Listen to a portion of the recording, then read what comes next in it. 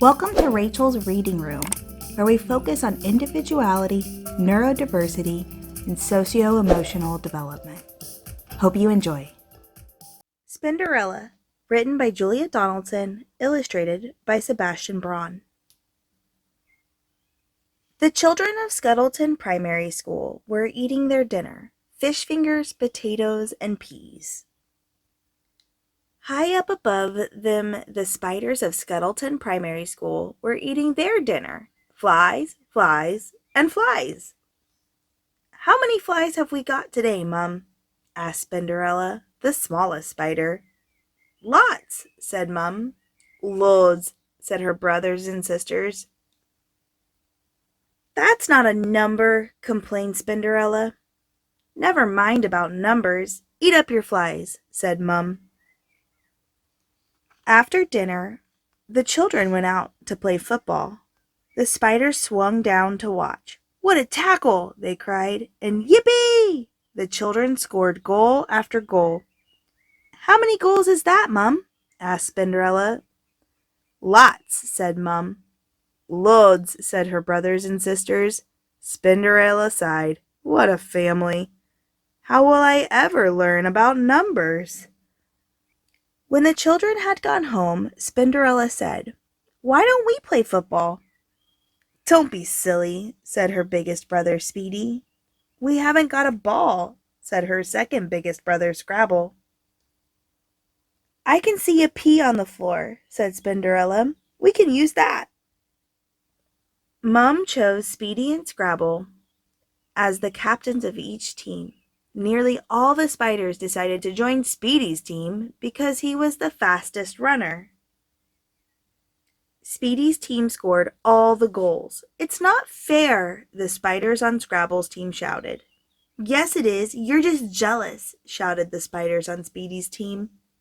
To make things worse, the spiders hurt their legs kicking the pea. Before long, they were all quarreling, moaning, and kicking each other instead of the pea. Mum had to blow her whistle. "How many spiders should we have on each team, Mum?" asked Spinderella. Lots," said her mom. "Loads," said her brothers and sisters. "I think both teams should have the same number," said Spinderella, but her brothers and sisters all turned on her. "Down with numbers!" they yelled. Next morning, Spinderella woke early. She felt sad. "I wish I could learn about numbers," she sighed. "And so you shall," came a loud voice.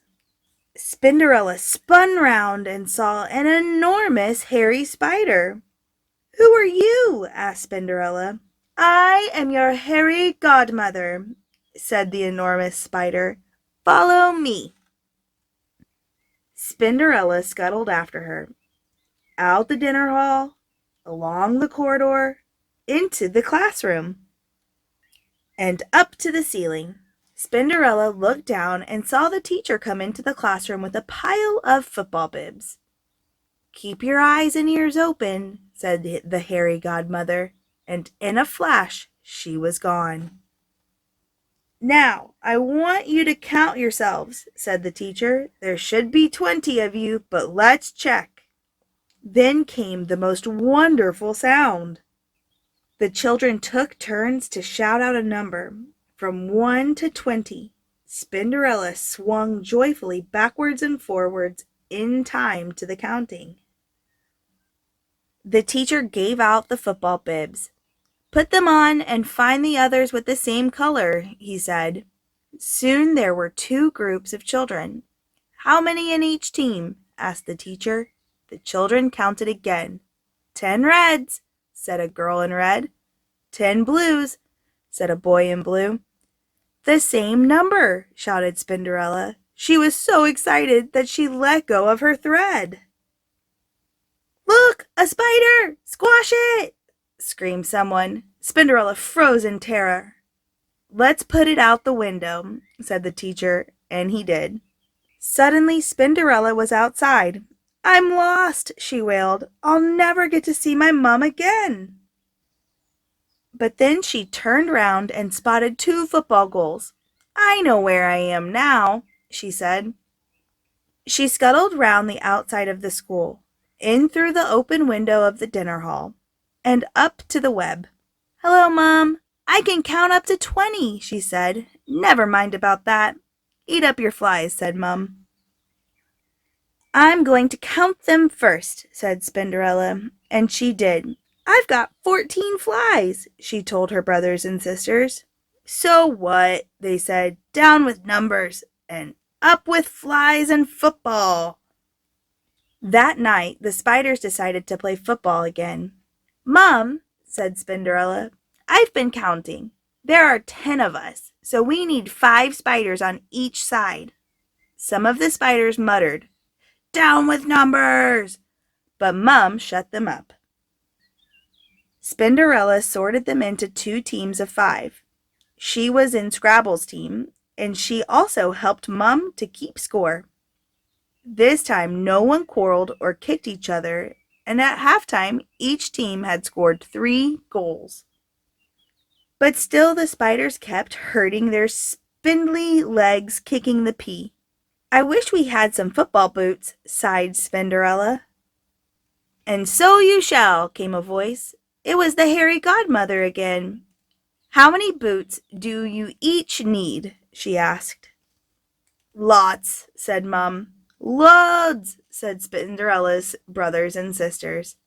"That's not good enough," said the hairy godmother. "I need to have a number." "8," shouted Spinderella. "We've each got 8 legs, so we each need 8 boots." "Done," said the hairy godmother. There was a flash, and there on the floor were 10 piles of boots. Each pile had 8 boots in it. The spiders put them on and laced them up. Then they had a wonderful second half. They scored goal after goal. The hairy godmother clapped and clapped. With only a minute left to go, each team had scored 8 goals.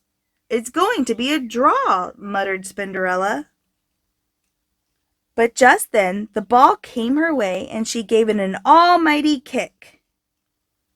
Spinderella had scored the winning goal. All the spiders ran up to her. They picked her up, and all together they cheered, "Up with Spinderella! Up with numbers!" Thanks for watching. If you enjoyed this, why not check out my other videos?